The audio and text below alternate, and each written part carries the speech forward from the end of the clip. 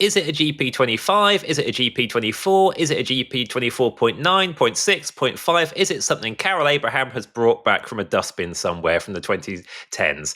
The exact spec of which Ducati, which rider is running has been quite a talking point throughout the 2025 MotoGP season and had a big bearing on people's form.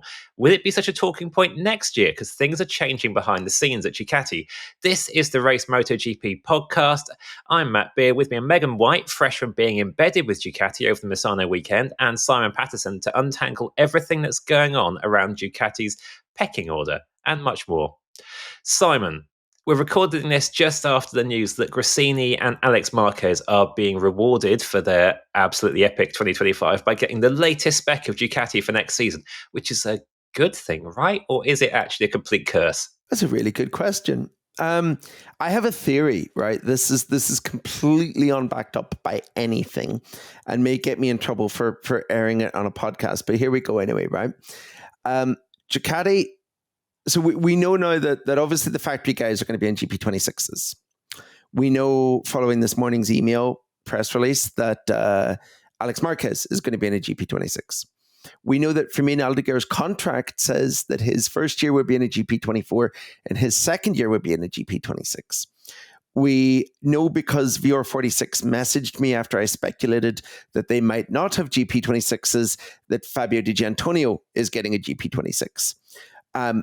It makes no sense then to run Franco Morbidelli as the sole GP25. So I would also presume that he is going to run a GP26, which is the perfect way to muddy the waters and run everyone on GP24s next season to fix Pecco Bagnaia's problems without ever saying that it's a GP24, because it's not a GP24, it's a GP26. Does that follow? I mean, there's logic to that, but it's just not going to happen. Well, it might, because we know that the reason that they won't go back to the GP24 that is basically Gigi Dall'Igna's ego, because he made a worse bike this year. So it's a very easy get out of jail free card should they actually choose to revert to something that's a bit easier to ride, or at the very least revert to that engine and then put that engine into a new frame that is a bit of GP26 magic, new aero, stuff like that.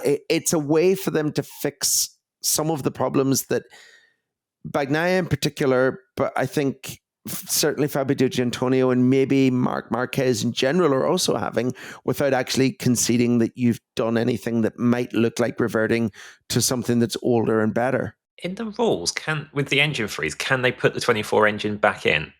They can run the GP24 engine because it's still homologated for the GP24, but the rules say that the factory team must use the same engine for both riders. Yes. So Pecco can't run a 24 if Mark's running a 25, but both of them can run a 24 or both of them can run a 25, and then everyone else can use whatever they want. Megan, as this year's gone on with Pecco Bagnaia clearly being unsettled by what is different, which is maybe not much, but is enough to make a really big difference about Ducati's 2025 bike to its 2024 bike. Have you felt it's come across like Ducati's taking his interests seriously enough in terms of, obviously, Marc Marquez is winning everything, so you should listen to the guy who's winning, and he obviously wants to carry this spec of bike that's working for him on as long as possible, or he's making work at least. But this is, Bagnaia is the guy who's won 2 championships for Ducati and is clearly in a massive mess. Are his complaints getting enough of a hearing, do you think? I think so. I mean, you've heard them say time and time again, we want to help Pecco, we want to work with Pecco. We'll come on a bit more to what I heard from Ducati at the Misano weekend, but it sounds very much like they have been really trying to help this guy get around things. And maybe now that's more Pecco's confidence issue than anything else. Once you've had those struggles and those struggles have continued, it then gets in your head. So even if the physical problems might be, still there or better or worse, or regardless of that, if it's got in your head, you're going to really struggle to get out of that hole. I think that the Mark thing as well, as we've seen in the past, Mark can ride a bike that nobody else can ride.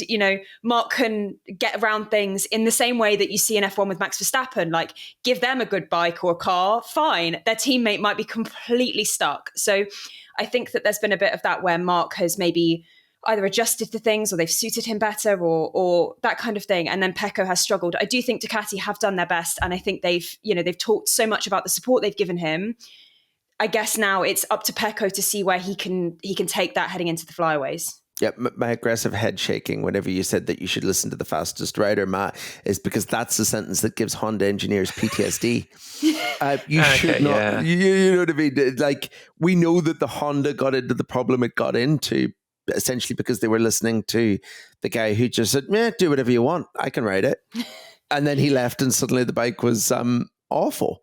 And I don't think Ducati have made that mistake yet, because I don't think there's been enough time to make that mistake. Like, it took, 5 years of Mark on a Honda for him to really, really screw things up for them. And I don't think they're there yet, but they have to be careful. Like, they have to be aware that that's an issue. That's a thing that can happen. As the year's gone on, Simon, obviously you've got some good sources, people you chat to a lot around Gresini. Has there been any sense of people who currently are doing very well with the GP24 kind of dreading the arrival of a new Ducati and being keen to stick with what they've got that's working? No one's been in a rush. No one will outright say that that they want to ditch the current bike and go to they want to go to the new one, because you don't say that out loud. But I mean, no one's calling out for it. This isn't like previous years when we've got to this point and people have been talking about regretting not taking an option or anything like that. We've saw like Marco Bezzecchi go through a very similar thing where he'd been offered a newer bike. He was offered a GP24. Yeah. And elected to stay with the GP23, and then discovered the 23 wasn't as good as the 22. So very similar. And no one is saying it out loud. But I mean, look, this is not knocking Alex Marquez in any way, but his results have never been this good before. And everyone knows how good the GP24 was. Everyone knows the GP25 isn't perfect. And I think people have to be looking at his bike right now and thinking he's got very lucky this year. Yeah. Is that fair, Megan? Yeah. I think I do agree with what Simon said. I do think also maybe people have underestimated Alex a bit in the past. It's not like it's not like he was totally useless before this year. So I think, he has performed well. I do also see where Simon's coming from though with the concerns about, if you've got this really good bike, there is a risk. They know that. They know, you can see what's happened with Pecco. You can have a 2-time world champion and he gets on that bike and it's like, oh no, not today. So yeah, I do see where Simon's coming from. I would like to say that I feel like I've been someone who has consistently not underestimated Alex Marquez, because the guy is double world champion. And the problem is a lot of people in the MotoGP grid are double world champions. Like it is a very talent stacked grid.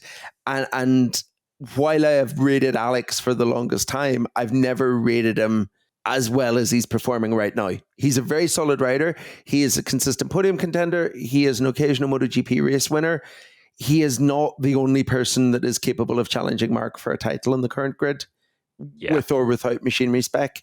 Yeah, it's an ironic situation that there's huge potential for him to be rewarded with better kit, which makes him look worse. And certainly, if you had all 6 current Ducati riders on, if you had all 6 current Ducati riders on the same competitive, amenable spec of bike, Alex isn't going to plunge down that 6-rider pecking order. I think he's a better prospect than both Fabio Di Giannantonio and Franco Morbidelli. He's looking better than Pecco Bagnaia at the moment. I don't think that is the case in a more of a straight fight on bikes they're both happy with. And Fermin Aldeguer is still a rookie and a bit of an unknown quantity, whose potential I think is higher than Alex is, but we're not there yet. So to caveat that further, right? You're right. It's not that others, I would expect others to be performing significantly better than Alex. It's that I wouldn't have expected Alex to be the only person close to Mark. Yeah. There should have been other people close to Alex. That's the bit that's weird.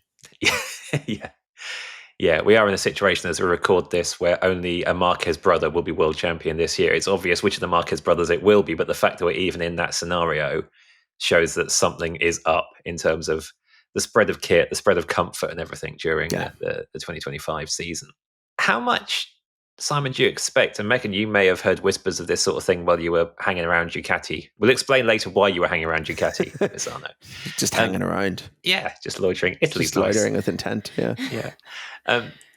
How much scope actually is there? We're in engine freeze time. We've had the first 2026 test effectively at Misano, and people have got a massive regulation change in 2027 coming up. How different is the GP26 likely to be to well, not just the GP25, but the GP24 as well? I mean, we know the engine isn't going to be different. We know that the engine that is used next year will either be the current GP24 or the current GP25 engine. And it seems like there is a fair amount of difference in those in terms of like engine internals and specifically engine internal weight that kind of affects the inertia of the engine. That seems to be the big fundamental difference in the two of them. But I mean, there's also things, it seems, that has been done with the current frame that can be either undone or changed. Because it also seems like that issue is kind of compounded by where the engine sits in the frame that's putting more weight in different places. And has all contributed to Pecco Bagnaia having this like wishy-washy front feeling that he's having this year. So that's all things that can be undone.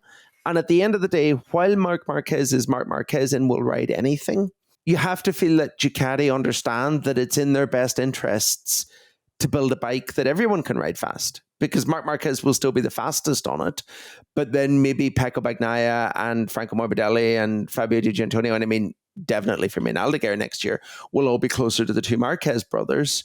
And that might not have seemed like a massive issue 18 months ago or even 12 months ago, but guess what? Suddenly there's Aprilia's in the mix.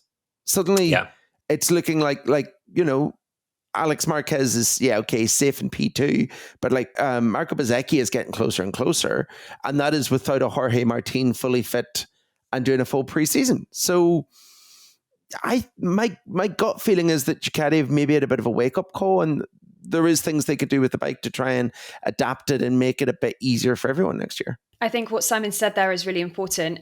It is in Ducati's best interest for everyone to have a bike that they can ride. Think how often last season it was 6 Ducatis in the top 6. Like, think about the extent of that dominance and the fact that, there were several riders in that mix who were doing really, really well. As Simon said, the Aprilia Challenge, Marco Bezzecchi has been doing a fantastic job recently. And if he continues that ascendancy and the other Ducati riders are struggling, like Fabio Di Giannantonio's had some qualifying kind of struggles. So if that continues into next year, you might be looking at Marc Marquez being challenged by an Aprilia rather than another Ducati. I think the idea about there being scope in the bike to make a bike that Pecco likes, is there scope in Pecco to like the bike? Is his mental challenge, what can he do? What can they do to fix that? Because he's in a rut. He's having a weekend where he turns up and he goes, oh, I think this is feeling a bit better. And then it just isn't. It just doesn't materialize. So how can they get around that issue? I think is also a really big challenge looking ahead to next year. There's obviously the things that other riders need and that they can do to help. But that Pecco mental challenge, I think, is going to be a really big factor. And we've only talked about Aprilia, but obviously the KTM is improving, the Honda is improving, Yamaha's about to bring a new V4 that should be better. We've said this over and over, that Ducati have peaked. They're not in the ascendancy the way that they were a few years ago anymore. Yeah, we've had all Ducati top 5s or 5 out of 6. We've had some of that this year, but it's never felt like Ducati stomping on everyone. It's felt like Marc stomping on everyone. And then if you've had an all Ducati top 6, it's because Quartararo's fallen back in a race or Bezzecchi's run off the road. They've not had that same, even if they've had dominance in execution still a lot of the time, they've not had it in absolute pace in the same way. Val's not here to come in with a bunch of stats that prove I've just made that up based on vibes and a feeling and it's actually wrong. But or to just argue how Fabio Quartararo should be 2 positions ahead in reality because he's so wonderful. Yeah, that too. I think we've given Val a week off to try to finally get his voice back, which has been an issue for about a month now. So we can just make up his opinions in his absence. That I think will work fine. Something about Maverick Viñales. Yeah, we'll get that. We'll get that in. I don't know which side of the Fermin Aldeguer fence Val's on this week. Biggest advocate in the world, or thinks he's a lethal menace. We'll find out when he messages us when he watches this. One thing I would add, if we're going to make up someone else's opinion as well, we talked about how Ducati wouldn't just leave Morbidelli on an old bike. If they were making 5 new bikes, they'd surely make 6. Simon, what bike spec do you think Simon Crafar would like to put Morbidelli on for next season? The GP stay at home. I mean, I think that the message is finally starting to sink through to Franco Morbidelli that you can't ride like you're the only person on the track, and I think that the stewards are kind of starting to feel that way too. But let's see. Yeah, certainly some modifications involving like big cushions around the outside of that bike might be part of the homologation for one GP26. The bubble thing where you go, they have it at our hockey games sometimes where people put on this big inflatable suit thing and they like bump into each other. That kind of thing might be some sort of bumpers. Do you really think we need to be doing things that encourages Franco Morbidelli to bump into people? Yeah, I was Put him in a bumper car. He can do a lot of damage with that still. Megan, we mentioned you loitering around Ducati throughout the Misano weekend, slightly in the garage, sometimes in other parts of the hospitality, sometimes even in their factory and headquarters. What were you up to, and what did you find out? I did a lot of loitering with intent in the Ducati hospitality. They had some very nice food. Always. So a bit of background. Thanks to Lenovo, I went to went down to Misano for some of the Grand Prix weekend. We started our adventure at the Ducati factory and museum in Borgo Panigale. My kind of previous experience of visiting factories and museums and stuff was quite limited, so I wasn't really sure what to expect. But it was really, really cool. If anybody fancies a trip to Bologna, go to the museum because it was fascinating. So we started off at the factory itself, and there was, you go through the whole production line of a lot of the road bikes, see the engines being built, see, everything you can possibly imagine from the start to the finish of those bikes being built. Unfortunately, we couldn't go into the racing department. There was this kind of, in the corner of the factory, this big red door with the Ducati Corsa sticker on it. And it was like, no entry. And it was like, oh, and you can just imagine what was behind there. And at one point, a member of staff came out of the door and everyone was like, oh, peeking to try and see. When I say everybody, I mean me, I'm nosy. So I was like, oh, but you couldn't really see anything, unfortunately. But they explained there's about 110 to 120 people working in the racing department. There's 2,000 people who work in the factory itself on the road bikes. We saw some really cool stuff. We saw the new limited edition Lamborghini collaboration that they've done. That's on my Christmas list, Santa, thank you. So we had a look around the factory. One of the things that really struck me, which kind of sounds odd to pick up on, but there was loads of women working there. In the factory, there was loads of women working in there. And I asked our tour guide because I wasn't maybe expecting that to be the case. And he basically explained that there's about a 60-40 split in favor of women in the engine department. Oh, wow. Though Brilliant. The kind of overall factory still skews more towards men, which is kind of partly down to more men working in STEM jobs. But the reason for the women in the engine department is that a lot of the stuff is really like fiddly and requires a lot of like dexterity, and also like generally women have smaller hands. So the kind of really intricate little bits are really good for women to do. But yeah, it was cool, really cool to see kind of some of the assembly line, that kind of thing. Then we went to the museum, which, as I said, if you've not been, it's really, really worth a visit. Awesome. They have, everything from the first engine, the first electrical condenser that the Ducati brothers made, right through to kind of Pecco and Alvaro Bautista's championship bikes from 2022. So there was loads of really cool stuff in there. Then we headed to the track and we had a round table with Mauro Grassilli, who's the Ducati sporting director, David Attisano, the data and performance analysis manager, and Lara Rodini, who's Lenovo's global sponsorships director. And it was really, really, really interesting. The kind of looking at the Lenovo angle of things first, their partnership with Ducati, is so crucial to the team and how it works and their success. And, talking about the work they do in Formula One as well. having their name attached to these kind of iconic riders really presents that opportunity to connect with the fans, and it shortens that distance between the brand and the fans. If you see Lenovo on a Ducati bike, it's that brand recognition. So that was really interesting to hear about the partnership there. Mauro Grassilli talked about how technology is really important to translate the emotions that the rider feels during the race into data. And we talked about that a bit in the context of Mark winning and Pecco kind of coming back from these troubles. David Attisano talked a bit about how the data can kind of help on that front. Obviously, data can't tell everything. You can't replicate the human factor there, but there's kind of been things that have been difficult to explain, translate that feeling into communication. So it was really interesting to hear a bit of the background from that. He compared it a bit with using a chatbot. So you have to ask the right questions to get the right answers. You might ask a question and it doesn't really get it, but eventually with that kind of technique, that feels particularly pertinent this year, where I imagine Mark's feedback has pretty much been, yeah, great. And Pecco's has been from the disparity sometimes between his declarations of breakthroughs and what's actually happening on track. It feels like what the engineers are trying to translate between what they're seeing, what his riding style. Like, we hear so much about other riders saying, "I rode behind Pecco, who looks nothing like Pecco of last year. He's just not positioned in the same way on the bike. He's not doing anything like he used to." And for the engineers having to kind of translate all of those feelings that you just think might not make sense what the bike's actually doing, does sound a little bit like their mission is kind of chatbot gone wrong at the moment, trying to make sense of that. And we talked about the importance of having the right people to translate that data into something understandable for the riders. The data kind of side of things, in the last 10 years has gone from having 30 to 50 megabytes of data to having 100 gigabytes of data. So there's a massive eruption in the amount of data that they have. Something that they are using now, as everyone appears to be, is AI.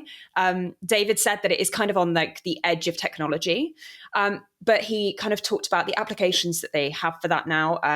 Lenovo has done lots of work in AI and kind of integrating that into Ducati. They talked about using sensors and how that can work, and they also talked about anomaly detection. So lots of algorithms to predict if something is going to fail or if it's failed in the past and nobody was aware of that. They can replicate those behaviors digitally. And they talked about how Ducati and Lenovo really are pioneering a lot of this.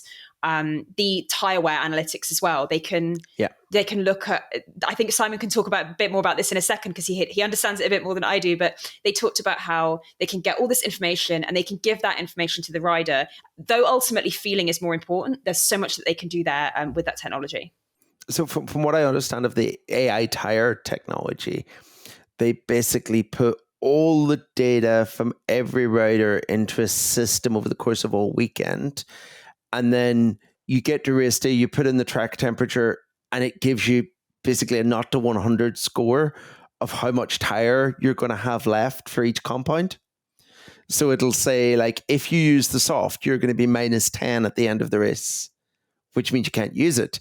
But the medium is going to be like +5, which is exactly where you want it. And the hard would be +20, which is way too much left. So it helps you choose your tires and take into account kind of track abrasiveness and changing weather and stuff like that. And as we know, and as we have talked about extensively, MotoGP teams are often not very good at like not predicting the weather, but like taking weather forecasts into account, things like that. So it's an interesting element to that whole thing. It's interesting what you said as well, Megan, about how much data they have, because how much data they have is going to absolutely explode in 27, because as part of the new rules, every team gets every other team's GPS data. Oh, yeah. So there's so much more stuff that's going to be available.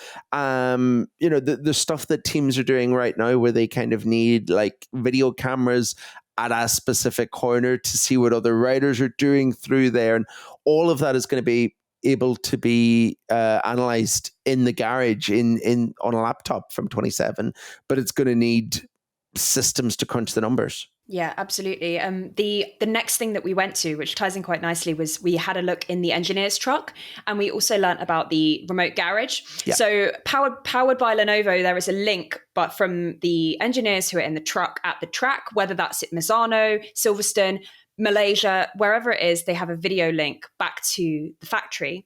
There's normally 4 people in there, but there was at the factory. There's lots more in the truck, but there was 2 at Misano because it's so nearby. And it started in 2020, and essentially it's a really effective tool to boost performance and speed up the analysis of data. And they kind of have all of these tools available to them to analyze the data they're getting on track, send it back to the factory.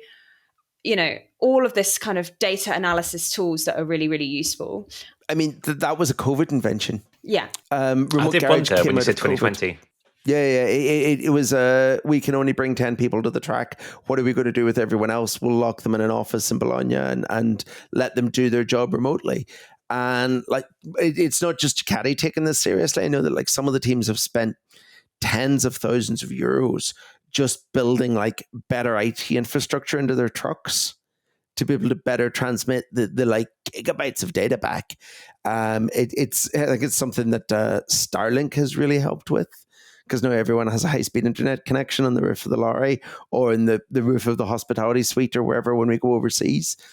But it makes complete sense, doesn't it? It's another one of those things that F1 has done and now we're catching up on.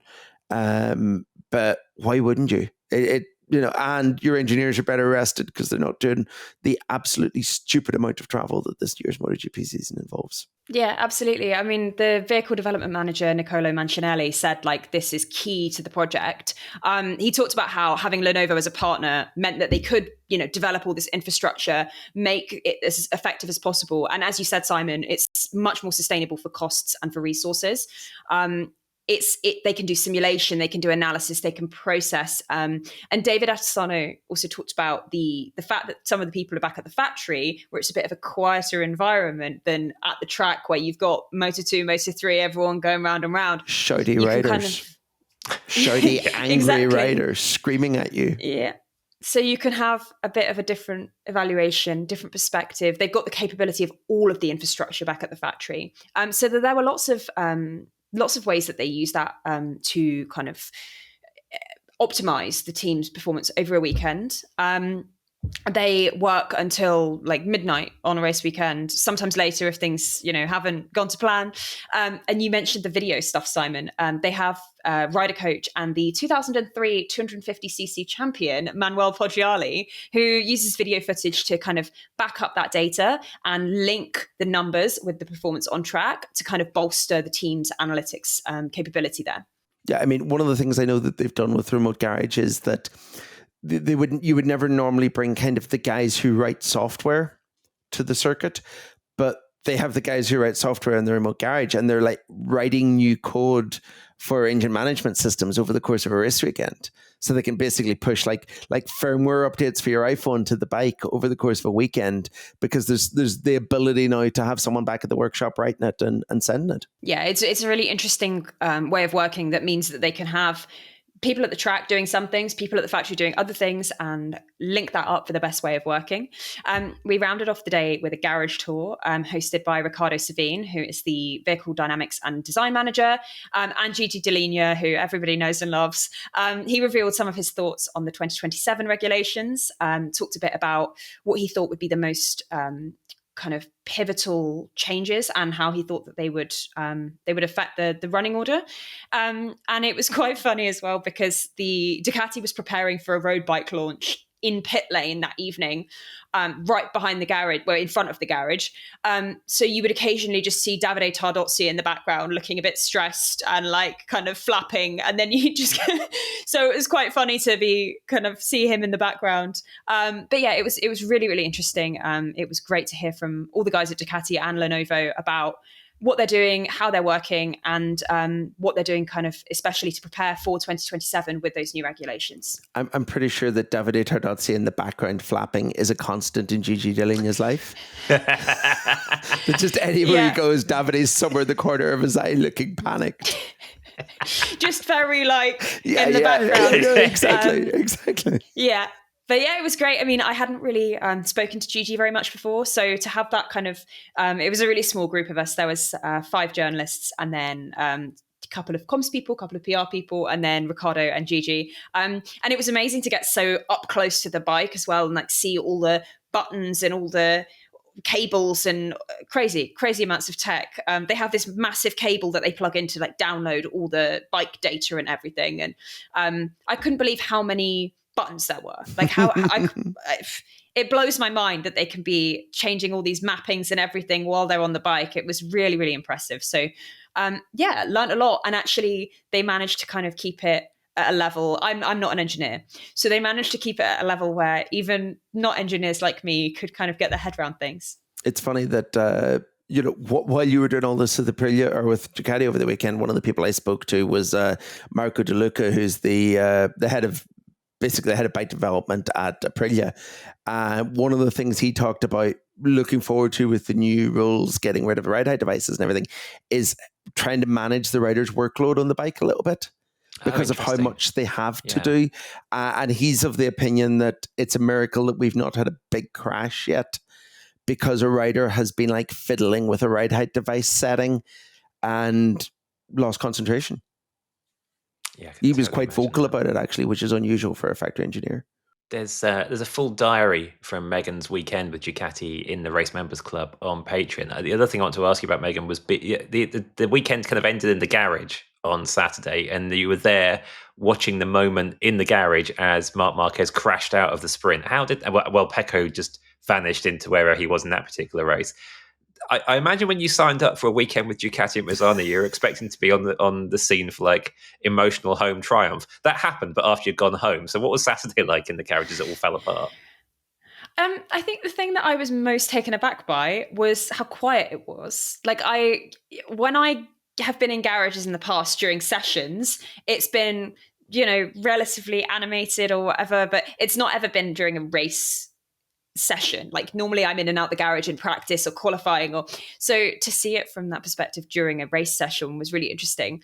We were stood right at the back to start with against the back garage wall, and then we kind of moved into the middle a little bit once the race got underway.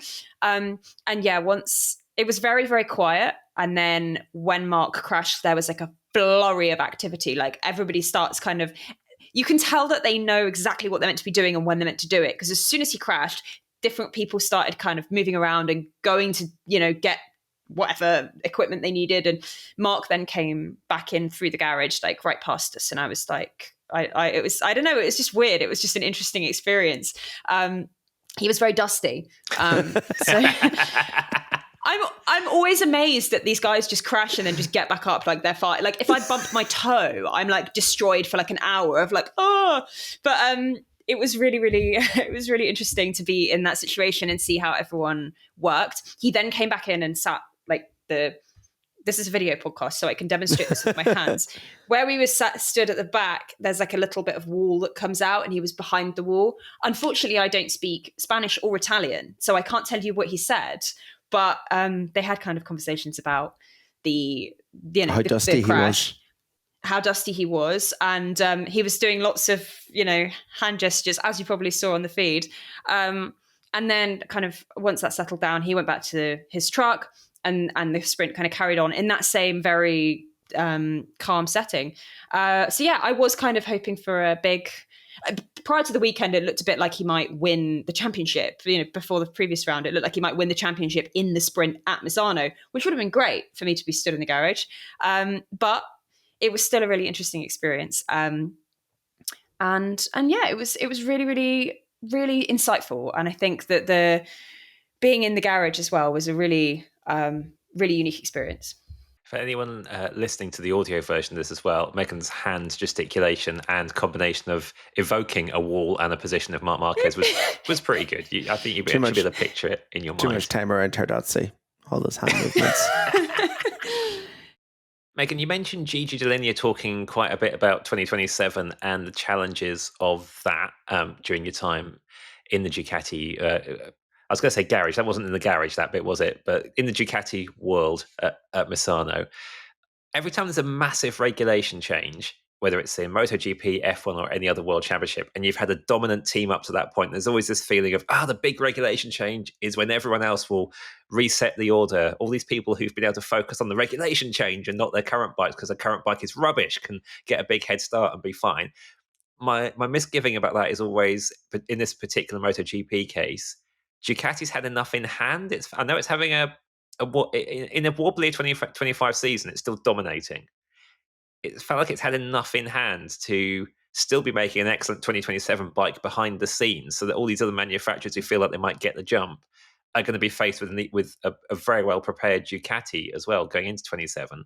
When you were talking with Gigi, what kind of sense did you get about 2027 preparations and how, is Ducati seeing this as a big threat to it being toppled, or is it very much like business as usual, just another bike? So the insight that Gigi gave us was quite telling in terms of what he thought that the biggest challenge would be. And he thinks that the new Pirelli tyres are going to be really, really crucial. And as Simon mentioned, speaking to Marco De Luca, that was something that he said as well, is that those Pirelli tyres will make a really big difference coming into the new regulations. And that was the key takeaway, I think, from what Gigi said, was that those tyres will be maybe more impactful than anything else because of the kind of lack of experience with them. He actually did say as well, despite Ducati having had success on those tyres in World Superbikes, that he doesn't really think that that's going to make much of a difference. Okay. Because straight away when you were saying that, I was like, well, it's handy Ducati's been winning tons with them in World Superbikes, and obviously Nicolo Bulega is lined up to do a load of MotoGP testing next year as well. So I was thinking Ducati, if anyone, would have that covered. But if they feel it's going to require a different enough tyre spec, Simon, is that maybe a false impression? I think it's the fact that you're adding like 50% more horsepower to the same patch size of tire. It's how all the forces of a MotoGP bike impact on it, essentially. That's going to be the question mark. And I mean, lots of people have said the same thing about the Pirelli is going to be the biggest change. And no one knows, well, maybe they know a little bit more now than they did whenever we were speaking to everyone at the weekend about what it's to bring, because there was the first official test on Tuesday with all the MotoGP test riders on kind of the current generation bike to see at least what Pirelli's design ethos is. Because, we've had a Bridgestone that was all front focused, a Michelin that has been all rear focused, a Pirelli that should be a bit more balanced, but a bit worse. And I don't mean worse in a bad way. They've always been a bit softer and a bit more pliant. And that has always made people think they wouldn't work very well with a prototype bike. So we need to see basically whether or not that is something that they're trying to continue. There's an argument that continuing that theory is a good thing because it would make MotoGP slower and safer. A bad tire is a better tire if you want people to go slower. And if Pirelli come in with that mentality, it's going to be interesting. It is going to be very different from the Superbike product. And we're going to have to see, how it shakes out over the next few months. It's interesting. Yeah, certainly when Pirelli arrived in Moto2, Moto3, the initial experience was that nothing made any sense for a few races in terms of particularly through pace throughout a race. And then it feels now like even in Moto2, people have kind of got their heads around what to expect, but it was a very mixed up first half of the year when they first made the switch. And we saw Kalex finally lose a Constructors' Championship. Yes. Yeah, which is a bizarre thing to think about. And that was without a regulation change for the actual bikes on top as well. So there is this whole bundle of unknowns. What's your take preparation-wise, Simon, on my theory that actually Ducati's had enough in hand that it's not going to be any worse prepared for 27 than manufacturers who could basically think about nothing else for a while? I mean, they have the resources, right? They have the resources to make things happen.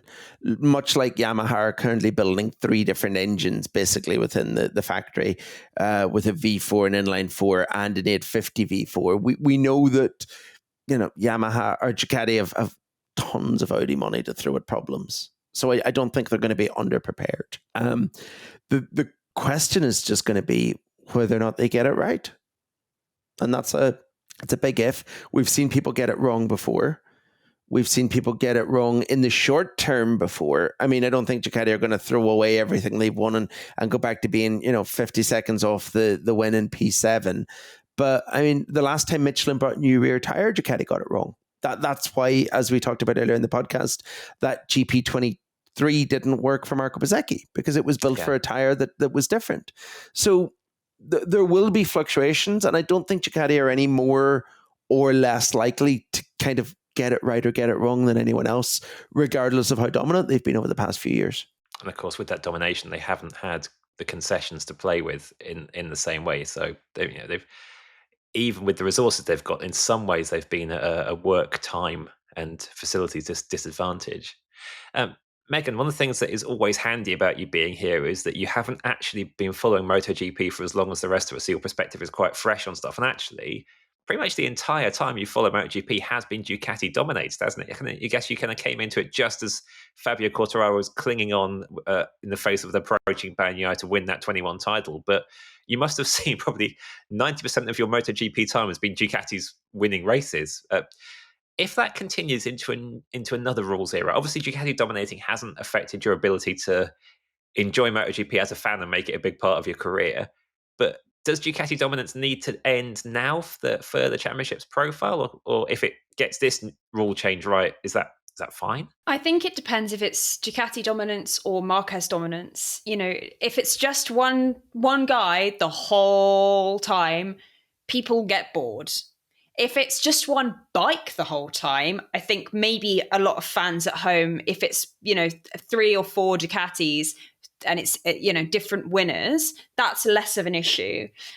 You're right that I started watching halfway through 2021, so it was Fabio Quartararo's championship, and then obviously 22 it was Fabio and Pecco, and then Pecco and Martin. So yeah, it's definitely been a lot of Ducati. I don't think that has been an issue, but I think that if there's too much of the same person winning, it does get a bit boring. You see that in Formula One. If it's just the same, Red Bull was it last year won like most of the races, like by some distance, and it does just get to a point where you're like, nah.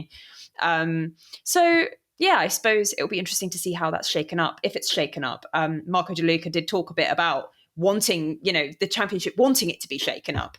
I think it's important to see where the regulations take that, where Liberty take that, and how it kind of changes heading into that new era. The driver lineups, which I think we'll come on to, the rider lineups, which I think we'll come into in a moment, will play a part in that as well, I think. So I'm asking the question rather than making this comparison, because my F1 knowledge is limited. But is it fair to say that like Red Bull kind of screwed up the last regulation change in F1, and then it took them time to catch up and start winning again? Because they were like dominating things with like Vettel era, weren't they? And then it went to the hybrids, and Merc were the ones that really dominated initially, and then they had to kind of pull it back again to the Verstappen era. Yeah, that's a good summary. And along the way, there was a second regulation change, which was all about aero, and you would have expected Red Bull to nail that one, and it didn't. So there was a kind of the engine without going F1 for too long for the bike's audience, but the big engine regulation change when Mercedes started dominating. Red Bull had Renault at the time, which really, really got that change wrong. But the Red Bull chassis wasn't superb either. So Red Bull had 2 regulation changes that it didn't really nail quite catastrophically, right, and then one that it did, and that set up the next period of dominance. But it had one driver who was particularly awesome, and because of that, didn't really fix its problems, which is a scenario that comparisons can be made. Might be aware of, yeah. Yeah, it goes back to what we were saying before about Mark not focusing too much on Mark, because if you do that, you end up with what Red Bull have had this year, which is Max still wins races, but he has the amount of his own talent that is relying on, rather than the car, which has not been great compared to the McLaren, has been quite drastic. So yeah, it's that kind of thing of like. It basically sounds like they need Max Verstappen to go to McLaren or Mercedes and win a couple of titles there, just to complete the analogy of Red Bull as Honda rather than Ducati. But there you go. Yeah, that would work. On the riders question, which you're effectively on, I think is really important now, because Megan, you made the point that if Ducati has lots of Ducatis beating each other, we can cope with domination. But Ducati gutted itself to get Marc Marquez in. A lot of the Martin thing ended. Marco Bezzecchi was a threat as well. We had 3 Ducatis all over each other for a lot of the season before last, with Bez, Martin, and Pecco, and getting in Marquez basically sent two of those people out the door. The Ducati lineup, beyond Mark and a functioning Pecco and the turbocharged version of Alex, is not that impressive relatively. Really, it's not got the strength and depth of any other manufacturer, I would argue. Hang on, can I argue myself out of that? Actually, no, it's a lie. It hasn't got the strength and depth of KTM, certainly, and I think Aprilia's top two and Ayagura, when he's progressing, are a very impressive trio. So Ducati's weakened its rider lineup. So if it's dominating, it is going to dominate with one guy at the moment. And that guy's not going to be around forever in MotoGP. I think we've talked on here before. Like, the more Mark dominates on Ducati, the less time he's going to spend on Ducati, because it will be mission accomplished. He either goes back to Honda for the romance, or he goes, that's it, I'm done. So I think the other big, in my head, the big challenge to Ducati outside this regulation change is, who else can it count on to win on its bikes beyond the Marquez era? Because to me, there's an awful lot riding on a talented but still rough at the edges Fermin Aldeguer at the moment. Yeah, but Fermin Aldeguer is rough at the edges but still really talented. I think they've done very well with that bet. I was a bit doubtful watching him come in from a rather lackluster Moto2 season, but you know what? He's arrived. He is doing really impressive things for a rookie. And when you speak to some of the people around him that see data, they are very, very impressed. I think that's a solid bet. I've spoken to people who wear red shirts for a living who think that Fermin has the potential to beat Mark in a straight fight, even without Mark being the guy that's retiring. That they think he is the successor. He's that good. Okay, that bodes fairly well then. At the moment, though, like, he's already in Ducati, you get Pedro Acosta being linked to Ducati VR46 long term again and again and again. But outside of Aldeguer, who was on the contract already, this has become Mark's town. I don't see other riders while Mark is there, other top riders with proper ambitions for themselves, rather than kind of the journeyman gang wanting to go to Ducati. It all depends what happens elsewhere. It depends how good Yamaha's new V4 is and whether or not they could lure in Fabio Quartararo, who is by far the second most talented rider in the grid. It depends on whether or not KTM run out of money and decide to go home at the end of next year, which suddenly puts, Pedro Acosta in the market for a factory seat, for, genuine factory chance. It's weird because you look at it right now as a bit of I don't know where you'd put all those guys. And the way that things go in MotoGP in 12 months' time, we could be thinking, damn, Ducati have 3 riders and 1 factory seat. 4 riders, actually, because there's also Pecco Bagnaia. You imagine a world where you've got Aldeguer contracted, you want to keep a resurgent Bagnaia, and Acosta and Quartararo have made it clear that they'd like to join your factory. What do you do? Like, then you have a nightmare. I will do my best impression of filling in for Val here and just say Fabio Quartararo. Like, if I was going to sign anybody, if we get a couple of years down the line and Marquez is retired, whatever, he's 32 or 33 now, right? So he gets to 35 and he's like, I'm just going to go and hang out and do whatever he does in his spare time. And Fabio is the answer. Fabio Quartararo is the answer to the question. If I was at Ducati, which I'm not, and Fabio's salary is obviously massive, if I had 15 million euros a year, I would give it to Fabio Quartararo. Obviously, you do have the issue while Mark is still around. As you said, Matt, it's Mark's town. Do you want to walk into Mark's town like it's some country in Western and you fling open the bar doors and you've got your guns? And it's like, no, I'm doing that Simpsons meme where you walk in and then straight out again. So the question of the factory lineup in coming years, I think, is a big one. The regulations, I think, will have an impact. As Simon said, what happens to Yamaha? What happens to Honda? Does Pedro Acosta stay at KTM longer term? What do they do with the new regulations? So I think so much rides on what happens next year, but a lot of people's contracts end at the end of 26. So there'll be a lot of contract talks happening now, January. Yeah. So people have to make that bet now on the new regulations, because people are going to not want a 1-year contract. People are going to want several year contracts. So you have to guess now what you think the best factory is going to be in 27, 28. And it's risky. I think Fabio has to make a really big decision about what he sees from the V4 and what he thinks that means for the future. And from what he said at the test, it didn't sound super he's a grumpy child. fantastic. He'll get over it. I was going to say, Megan, when you were saying we need Ducati sign Quartararo for your future, I was like, yeah, sign Quartararo if you want a guy to win for you, but also to declare that every upgrade you give him, which is exactly what he wants, is actually terrible. Because that was Fabio is such a sweet, lovely guy. Honestly, like he is a bit grumpy, but sometimes. But bless him. I think, as Simon said, like by miles, he is just such an outstanding talent. Like that 2021 championship, But Pedro Costa is in there. Fermin Aldeguer, as Simon said, has done a great job. So I think that there's lots of people to consider. And the Mark going back to Honda thing, you can't rule that out. So musical chairs. We love musical chairs. I can't think of a better time than on a podcast recording without Val to pitch a post-Marquez retirement Ducati dream team of Fabio Quartararo and Fermin Aldeguer. Oh, I thought you were going to throw Maverick Vinales as soon as you mentioned Val. I was like, is he seriously Maverick will be about 43 by that stage. But somehow still on the grid on the bike he hasn't previously. Yeah, no, that is entirely likely, isn't it? And still getting exactly the same results. Winning on an MV Agusta or something. Yeah, but then being 18th the following week. Speaking of Quartararo being grumpy about the V4 earlier, we recorded the previous podcast before that test, but we did a video on our YouTube channel where Simon and Val explain Quartararo's complaints, but also kind of temper them with what Jack Miller and Alex Rins were saying.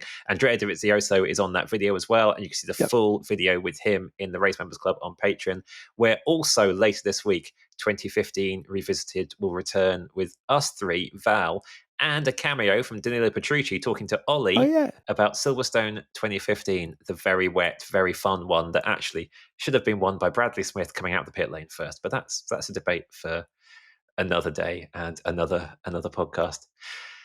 Megan, thank you for joining us. We are going to bring you back in a little while as well. I've got an idea for a podcast about the contentious topic of the F1ification of MotoGP, which I think we have to get into pretty soon. And as someone who's straddled both worlds, I think we'd like your opinion on that one. I think it's going to get sketchy because we've got a full-on motorbike racing traditionalist sat on one side of my screen, and maybe some different opinions to weigh in as well. But that's it for now. Like I say, look out for 2015 Revisited returning if you're in the Race Members Club on Patreon, and otherwise we're back in your ears after. Where are we going first? Japan, probably talking about Marc Marquez clinching a shock championship that we've seen coming since March. Shock.